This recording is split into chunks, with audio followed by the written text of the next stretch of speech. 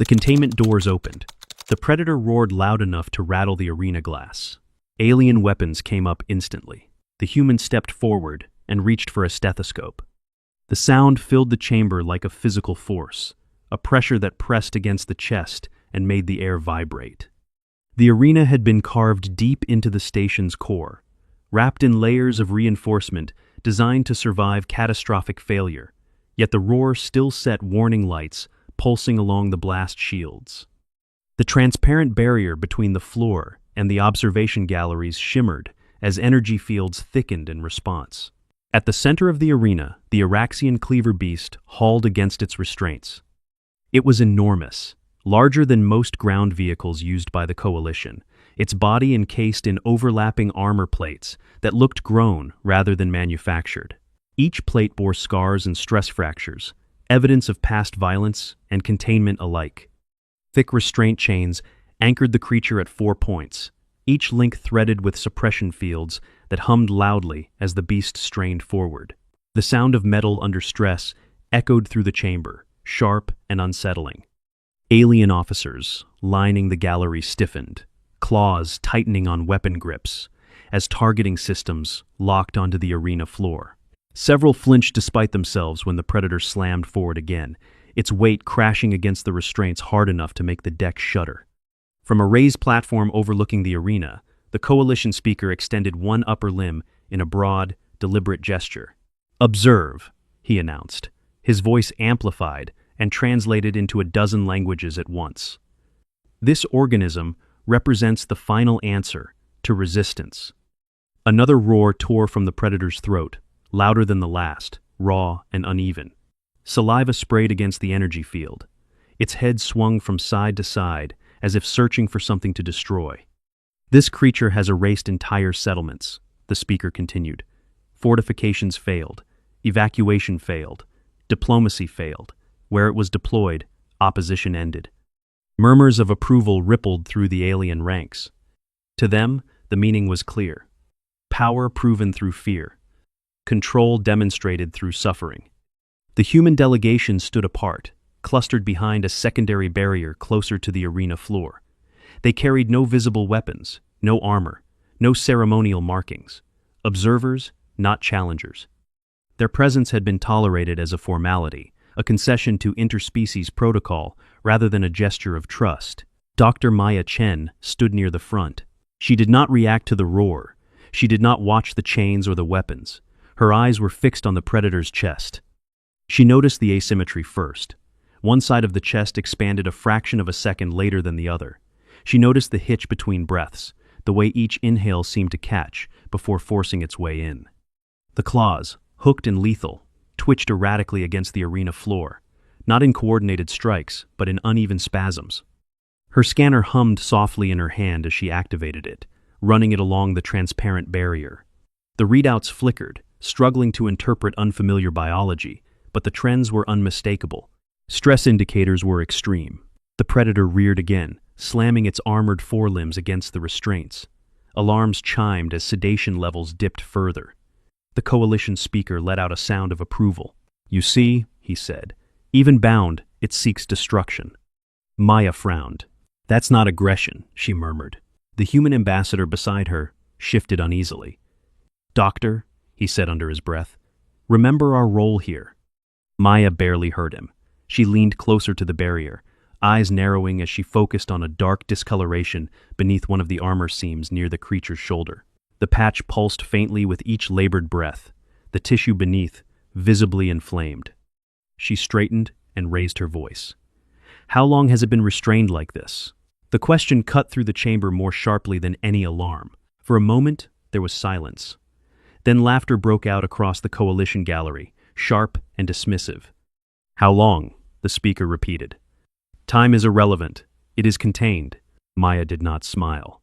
"Has it been under continuous sedation?" she asked. "Has it been allowed to rest?" The laughter faded, replaced by irritation. "These details are inconsequential," the speaker replied. "It is a weapon." Maya lowered her scanner slowly. "It's a living organism," she said, "and you're pushing it past physiological limits." The predator lurched forward again, then faltered. One massive limb buckled slightly before it caught itself against the restraint. The movement sent a visible tremor through its frame. Several alien officers exchanged glances. Maya turned to the ambassador. "I need to go in." His eyes widened. "Absolutely not. It's in medical distress," she said. "Severe distress." The coalition speaker's tone hardened. "No human will enter the containment arena. That would be a termination, not a treatment." Maya nodded once, as if confirming something internally. She slung her medkit fully onto her shoulder and stepped toward the access gate. Weapons snapped toward her instantly. Targeting lights crawled across her chest and arms. The rising whine of charged energy filled the air. The predator sensed the shift and surged again, chains screaming as they absorbed the force. Its roar cracked and broke at the end, dissolving into a ragged sound that set Maya's teeth on edge. "You will be killed," the speaker said flatly. "This demonstration will not pause for human recklessness." Maya took a slow breath. She kept her hands visible, her movements controlled. "Animals read intent," she said calmly. "Right now, all it senses is threat." The access gate hissed open. Heat rolled out of the arena, thick and metallic. Maya stepped through as the gate sealed behind her, the sound final and heavy. Every weapon remained trained on her. She did not walk straight toward the predator. She angled her body slightly, presenting a smaller profile. Her gaze stayed low, unfocused, and she spoke softly, not to communicate meaning but tone. Years of emergency clinics and field rescues guided every step. The predator reared. Then it stopped. Its breathing hitched violently. One claw scraped weakly against the floor. The tremor running through its limbs intensified, spreading through its torso. Maya dropped to one knee, careful not to rush. She raised her scanner and swept it across the exposed armor seam. The readouts spiked. "Systemic infection," she said aloud. "Organ stress. Severe." The predator collapsed. Its massive body struck the arena floor with a thunderous impact that silenced the chamber. For a heartbeat, nothing moved. Then alarms erupted. "Fire!" someone shouted. "Hold," another voice countered. Maya was already at the creature's side, pressing her stethoscope against the warm seam of living armor, listening past the noise to the frantic rhythm beneath. "This isn't aggression," she said clearly. "This is pain." High above, the coalition speaker stared down at the fallen predator, at the human kneeling beside it, and for the first time, certainty wavered. For several long seconds after the predator collapsed, the arena existed in a suspended state where no one seemed willing to make the first move. The massive body lay on its side, armored plates scraping faintly against the floor as its chest rose and fell in shallow, uneven pulls. Each breath sounded wet, strained, wrong. The chains, designed to restrain fury, now looked grotesque around a creature that was no longer fighting. Every weapon in the chamber remained trained on Dr. Maya Chen. "Step away from the organism," the coalition speaker ordered. His voice echoed through the arena, sharper now, edged with something close to alarm. "You have interfered enough. Withdraw immediately." Maya did not look up. She had pressed her stethoscope firmly against a seam between armor plates, angling it carefully to avoid causing pain. The rhythm beneath was chaotic, skipping, surging, then faltering again. Her jaw tightened. "This is not a demonstration failure," she said evenly. "This is a medical emergency." Targeting lights crawled across her shoulders as a guard adjusted aim. "You are interfering with coalition assets," the speaker snapped. Maya lifted her head slowly and met his gaze through the transparent barrier. "You don't own biology," she said. "And if you fire right now, you'll kill it within seconds." The predator shuddered, a deep, involuntary tremor that rolled through its entire frame. A low sound escaped its throat, not the deafening roar from before, but something fractured and raw, a sound the translators failed to classify. Several alien officers stiffened. Maya reached into her medkit and withdrew a handheld scanner, its surface already smeared with condensation from the arena's heat. She swept it along the creature's flank. The display flickered as unfamiliar biological systems flooded the sensor, but the warnings were unmistakable. Extreme systemic stress, multi-organ strain, immune response and collapse. "This organism is septic," she said clearly, "triggered by prolonged stress, restraint, and sensory overload." "That is impossible," an alien medical officer said from behind the barrier. He leaned forward, eyes wide, frill flared in agitation. It is an apex predator. It thrives under pressure. Nothing thrives without recovery, Maya replied. Pressure without relief destroys tissue. You turned its own immune system against it. See? The predator's breathing hitched again. Its massive chest rose, stalled, then dropped sharply. The pause between breaths stretched too long. A ripple of unease passed through the gallery. Lower weapons, the coalition speaker ordered abruptly. Maintain targeting. The whine of charged energy softened, though the lights remained fixed on Maya. She took that as permission enough. She knelt closer to the creature's head, careful to stay within its line of sight. Her movements were slow, deliberate. Her posture relaxed despite the tension coiled through her body. She placed one hand flat against the warm armor near its neck. The surface was feverish. It's okay, she said softly. You're not being attacked. One large eye cracked open, glossy and unfocused. It tracked her movement sluggishly, then stilled when she stopped advancing. The trembling eased slightly. Maya adjusted her position and drew a stabilizing injector from her kit. I'm going to help you breathe, she murmured, narrating each step in a calm, steady tone. This may sting. She administered the injection, a broad-spectrum anti-inflammatory compound paired with circulatory support. It was designed for unknown physiology, tested across dozens of species. Not perfect, but safe. The predator reacted instantly. Its heart rate spiked. The muscles along its flank tensed hard enough to make the armor creak. Alarms flared across the arena. Several coalition officers surged forward. She's killing it, someone shouted. Hold position, the speaker snapped, though uncertainty threaded his voice now. Maya leaned in closer, counting under her breath as she monitored the scanner. The spike plateaued. Then, slowly, the readings dipped. The predator's breathing changed.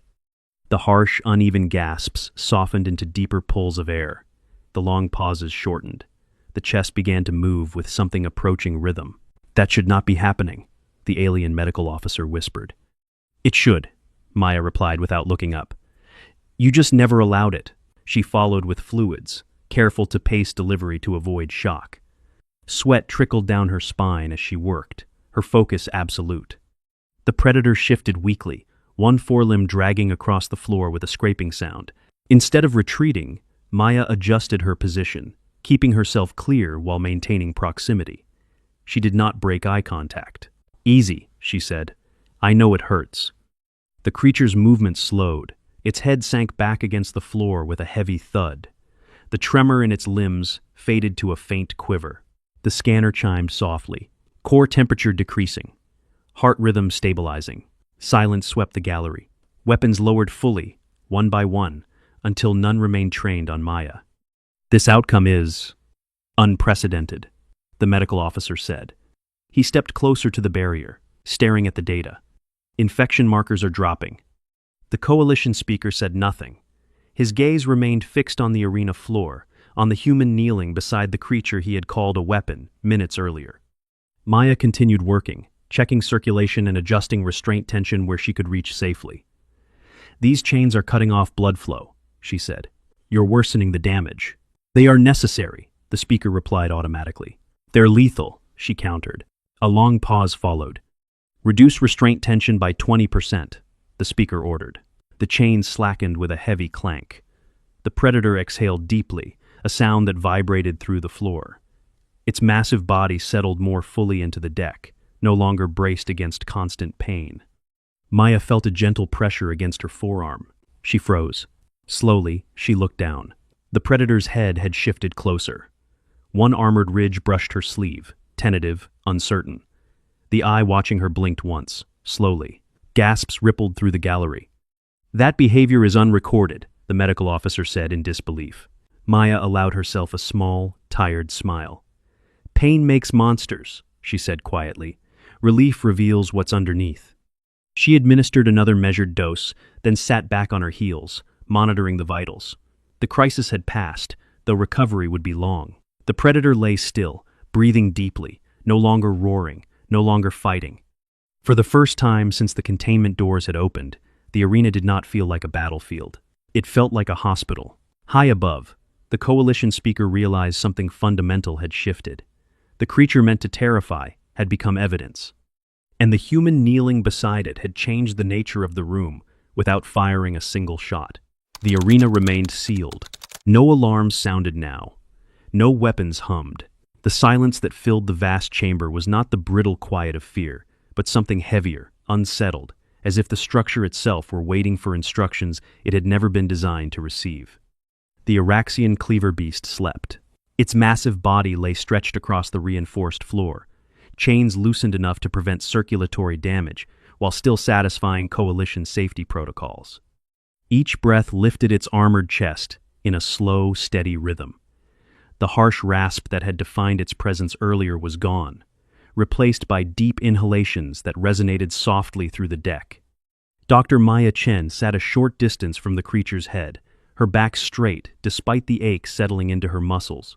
She had positioned herself deliberately where the predator could see her when it woke, without needing to turn or strain. Her medkit lay open beside her, tools neatly arranged, several already used, and set aside for decontamination. Above her, the observation gallery was alive with movement.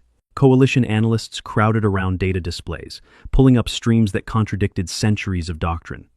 Medical readouts scrolled beside historical records, behavioral models flickering and collapsing as real-time data refused to conform. "This does not align with threat projections," said senior analyst Korath, his voice tight with controlled disbelief. His frill was only half raised now, a sign of uncertainty among his species. The organism should be escalating, not stabilizing. The Coalition speaker stood with his upper limbs clasped behind his back, gaze fixed on the live feed from the arena floor. He did not respond immediately. "Cross-reference containment durations with behavioral degradation," he said at last. The display shifted. Colony after colony appeared, each incident tagged with dates, deployment parameters, casualty counts. The Araxian cleaver beast featured prominently in the Coalition's expansion history, its name synonymous with inevitable defeat. But when the analysts overlaid containment data, a new pattern emerged. Duration of restraint prior to deployment. Sedation cycles without interruption. Environmental stimulation kept deliberately high. Korath leaned closer. In every case, the organism was held under constant stress for extended periods before release. And aggression levels spiked correspondingly, another analyst added. Not immediately, gradually. As if degradation preceded violence, the Coalition speaker's posture stiffened. "You are suggesting the organism was compromised before engagement." "I am suggesting," Korath said carefully, "that what we classified as inherent lethality may have been pathological behavior." A murmur rippled through the command staff. On the arena floor, Maya adjusted a sensor patch along the predator's flank, careful not to disturb it. The creature shifted slightly in its sleep, one claw flexing before relaxing again. She paused until it settled, then continued. She spoke quietly into her recorder. "Subject responding positively to reduced restraint, fluid support, and inflammatory control. Behavioral aggression appears directly correlated to unmanaged pain and chronic stress exposure." The predator's eye opened slowly, not fully, just enough to let light in. It focused on Maya, pupils contracting slightly as awareness returned. She did not move. She simply let it see her, breathing evenly, posture relaxed. "You're okay," she said softly. "Still resting." The eye closed again. Up in the gallery, an alien security officer swallowed audibly. It acknowledged her presence. "That implies recognition," another replied. "That implies memory," a third added. The Coalition speaker raised a limb for silence. "Focus." Medical teams were summoned, though they remained behind the barrier at first. Maya briefed them via the translator field, requesting specific equipment and adjustments. To her quiet surprise, they listened without interruption. "Lower ambient lighting," she said. "Reduce acoustic output. It's still hypersensitive." Orders were relayed. The arena lights dimmed incrementally. The constant mechanical hum softened. The predator's breathing deepened almost immediately. "That response latency is too short for coincidence," Korath said. "Environmental stressors are a primary variable." The Coalition speaker turned sharply. "Then our containment protocols are flawed." "That conclusion follows the data," Korath replied. The word flawed carried weight. Coalition doctrine was not merely policy, it was identity, built on the belief that control was achieved through overwhelming force, reinforced by examples like the Cleaver Beast. On the arena floor, Maya shifted her weight carefully, stretching her legs one at a time to ease stiffness. She kept her movements slow, deliberate. The predator stirred, its head lifting slightly. Maya froze, then slowly knelt again, lowering herself to remain within its line of sight. The creature's eye opened fully this time, clearer, more focused. It studied her, not with hostility, but with wary attention. She placed one hand flat on the floor, palm down, a gesture of grounding rather than reach. "No one's hurting you," she said quietly. The predator's head lowered back to the floor. A long breath escaped it, steady and deep. A wave of stunned silence washed through the gallery. "That behavior has never been recorded," an officer whispered. "Because it has never been allowed," Korath said. The coalition speaker's gaze flicked to the historical records again. Early ecological surveys appeared, long buried beneath military reports. Juvenile behavior, social structures, cooperative interactions within limited groups. These assessments predate weaponization, Korath continued. They describe a territorial species, yes, but not an indiscriminate one. The speaker's jaw tightened. "We ignored them." On the arena floor, Maya finished another round of checks and sat back, exhaustion creeping in now that the immediate danger had passed. She wiped sweat from her brow and looked up toward the gallery. "You used pain as a control mechanism," she said, her voice carrying clearly. "Pain doesn't create obedience, it creates desperation." The coalition speaker met her gaze. For the first time, he did not interrupt. "You taught us fear ensured compliance," he said slowly. Maya shook her head. "Fear ensures escalation." The predator shifted again, lifting its head just enough to nudge the floor closer to Maya's knee. The contact was light, almost hesitant. She did not pull away. Gasps echoed through the gallery. "That indicates trust," someone said. "Or dependence," another countered. "Either way," Korath said quietly, "it contradicts weapon classification." The coalition speaker closed his eyes briefly. When he opened them, the decision was visible in his posture. "Begin reclassification review," he ordered. The chamber went still. "Effective immediately," he continued. "Suspend all deployment orders for the Araxian Cleaver Beast. This session is no longer a demonstration. It is an inquiry." Shock rippled through the ranks. Reclassification was rare, suspension unprecedented. Medical access was granted. Alien medics entered the arena cautiously, following Maya's lead. She guided them through procedures, pointing out subtle indicators of improvement and lingering risk. To their credit, they followed her instructions precisely. As work continued, Maya remained where she was, a calm constant beside the predator.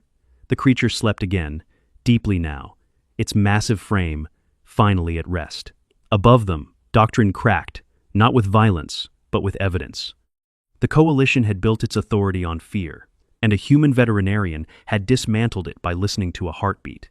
The Araxian Cleaver Beast slept through the first rotation cycle without incident. That fact alone unsettled the coalition more than any display of violence ever had. The arena no longer felt like a proving ground. The lights were dimmed to a gentle, even glow. Acoustic dampeners muted the station's background hum until only the slow rhythm of breathing filled the space. Medical monitors replaced targeting reticles on the observation screens, their soft pulses marking time instead of threat. Dr. Maya Chen remained inside the arena. She had been ordered to rest, escorted out, replaced by a rotation of coalition medical staff. She declined each offer politely and firmly. The creature had stabilized, but stability was not recovery, and unfamiliar hands introduced unnecessary variables. Eventually, after a brief and uncomfortable debate, the coalition speaker had agreed. She sat against a reinforced support column now, boots planted flat on the deck, posture relaxed but alert. Fatigue pulled at her muscles, but she ignored it. Her attention stayed on the massive form stretched across the floor. The predator shifted slightly, a slow adjustment rather than a spasm. One armored limb moved, claws curling inward instead of scraping outward. Its breathing remained deep and steady. Maya made a note. Above her, the coalition council chamber was in upheaval. Reclassification proceedings unfolded in real time, streamed directly to the observation gallery. Representatives from multiple systems argued, recalculated, and confronted data that refused to bend to expectation. The Araxian cleaver beast had been foundational to coalition deterrence strategy. Entire treaties had been signed under the shadow of its reputation. Now that shadow was dissolving. "This organism cannot be treated as a weapon," Senior Analyst Korath said, his voice amplified across the chamber. "Every data set we have gathered today contradicts that classification." A senior commander struck the floor with the end of his staff. "Then what do you propose we call it?" Korath did not hesitate. A patient, a territorial megafaunal species subjected to prolonged trauma. The word trauma rippled through the chamber. It was not one the Coalition applied easily. Trauma implied responsibility. The Coalition speaker listened without interruption. His gaze occasionally flicked to the live feed of the arena floor, to the human sitting quietly beside the creature that had once symbolized absolute dominance. "Bring up the early contact records," he said. The chamber screens shifted again. Grainy survey footage appeared, captured long before the Coalition had fully mapped the region. The cleaver beasts were fewer then, moving through rugged terrain in loose, cautious groups. They avoided settlements when possible. Aggression was documented primarily when territory was violated or offspring threatened. "Why were these assessments discarded?" the speaker asked. No one answered immediately. Finally, a junior archivist spoke. "They conflicted with military projections." Silence followed. In the arena, the Predator's eye opened slowly. Maya noticed immediately. She straightened slightly, making sure she was within its line of sight without looming. The eye focused on her, clearer than before. Awareness had returned. She spoke softly. "Still here," she said. "You're doing well." The creature did not roar. It did not pull at the chains. It watched her, unblinking, as if recalibrating its understanding of the environment. After a long moment, it exhaled and lowered its head back to the floor. The contact of sound vibrated through the deck, gentle and steady. One of the alien medics, standing near the barrier, let out a slow breath he had not realized he was holding. "It recognizes her," he said quietly. "It associates her with relief," another replied. "That distinction matters," Maya said, without looking up. "Relief is not dominance." The medics nodded, taking notes. Hours passed. The Predator was given water through a modified delivery system, introduced slowly to avoid shock. Nutrient levels were adjusted. Inflammation continued to decline. The infection, once systemic and dangerous, was now localized and responding well to treatment. Every improvement was logged. Every improvement contradicted doctrine. The Coalition Council reconvened as the station rotated into its artificial night cycle. This time, the tone was different, less defensive, more deliberate. "We must consider the broader implications," the Coalition speaker said. "If this species has been misclassified, then others may have been as well." Korath inclined his head. "Our reliance on fear-based deterrence may be structurally unsound." The words would have been unthinkable a cycle earlier. A vote was called, not on reclassification alone, but on policy. Human veterinary and medical consultants were added as mandatory participants in any future containment or first contact scenario involving biological entities deemed dangerous. Stress mitigation protocols were elevated to the same priority level as physical restraint. Continuous confinement, without recovery cycles, was formally prohibited. The measures passed narrowly. In the arena, Maya finally stood. Her legs protested as she straightened fully, stiffness radiating through her knees and back. She rolled her shoulders once, then walked slowly toward the creature's head. The Predator's eye opened again, tracking her movement. "I'm going to step out for a bit," she said quietly. "Others will stay with you." The creature did not move. It did not resist. She paused, then reached out slowly, placing her hand against the armor near its jaw. She did not stroke. She did not pat. She simply rested her palm there for a moment. The Predator exhaled, deep and calm. When Maya turned away, no alarms sounded. No weapons tracked her. The access gate opened smoothly, as if it had always been meant to. She emerged into the observation gallery to find the Coalition speaker waiting. "You have altered our understanding of strength," he said. Maya considered her response carefully. "I didn't alter it," she said. "I revealed a different application. He inclined his head in a formal gesture of respect, one reserved for equals rather than subordinates. Your species approaches danger through responsibility. We approach it through care, Maya replied. Responsibility follows naturally. The final reclassification order was signed before the station completed its rotation. The Araxian cleaver beast was removed from all weapons registries. Its designation was updated across coalition networks. Protected megafaunal species under medical oversight. Across dozens of systems, commanders read the update in disbelief. On the arena floor, the Predator slept. Maya departed the station several hours later, exhaustion finally catching up to her as she settled into the transport seat. A final update scrolled across her display before she powered it down. Vital stable, infection receding, prognosis guarded but hopeful. She closed her eyes, a small smile tugging at her lips. The coalition had brought their best Predator to prove a point. They had expected fear, submission, and awe. Instead, a human veterinarian had walked into the arena and shown them something far more disruptive than violence. That care, once witnessed, could no longer be dismissed. And that compassion, applied with skill and courage, was the most dangerous force of all.